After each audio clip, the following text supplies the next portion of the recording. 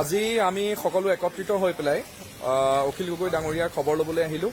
খুব দুখিত, তেওঁৰ মানে যিটো শাৰীৰিক অৱস্থা তাক দেখি পেলাই যথেষ্ট বেয়া লাগিলে।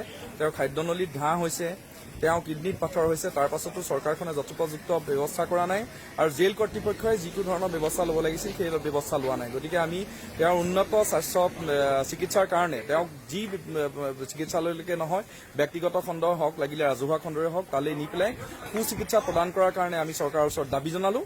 আৰু লগতে এই অখিল ককাইদেৱে আমাক এটা কথা ক'লে যে তেওঁ কৈছে যে সদৌ অসম ভিত্তিত মানে যিটো আন্দোলনৰ যিটো তীব্ৰতাটো সেইটো স্তিমিত হৈ পৰিছে ইতিমধ্যে।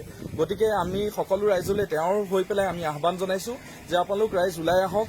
এই নাগৰিকত্ব সংশোধনী যিখন আইন, যি ভয়াৱহ আইন, এই আইন কেতিয়াও অসমীয়া জাতিয়ে মানি নলয়।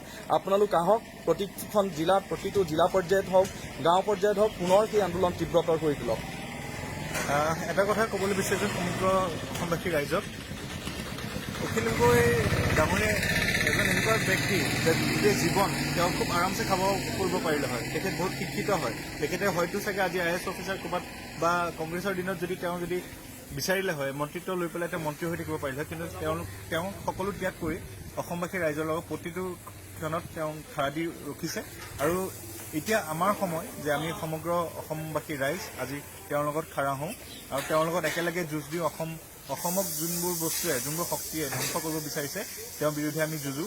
আৰু প্ৰথমে তেখেতক ইয়াৰ পৰাই আমি দাবী জনাইছোঁ যে তেখেতক অতি শীঘ্ৰে মুক্ত আকাশলৈ তেওঁক এৰি দিয়ক আৰু তেওঁৰ স্বাস্থ্য ভাল চিকিৎসক হাতত তেওঁক চিকিৎসা কৰাৰ যাতে প্ৰস্তাৱটো লয় চৰকাৰে।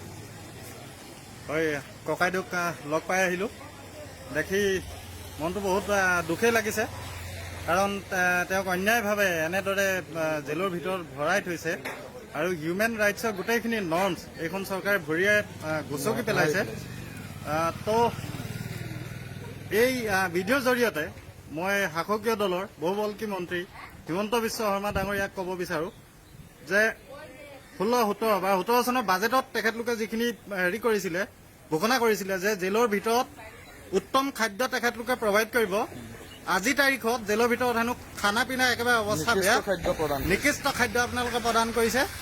এই মুখেৰে এই ফুলজাৰি মাৰি থাকিলে নহয়, আপোনালোকে কাম কৰি দেখুৱাওক আৰু অখিল গগৈ ডাঙৰীয়াক বিনা চৰ্তে মুক্তি দিয়াৰ ব্যৱস্থা কৰক।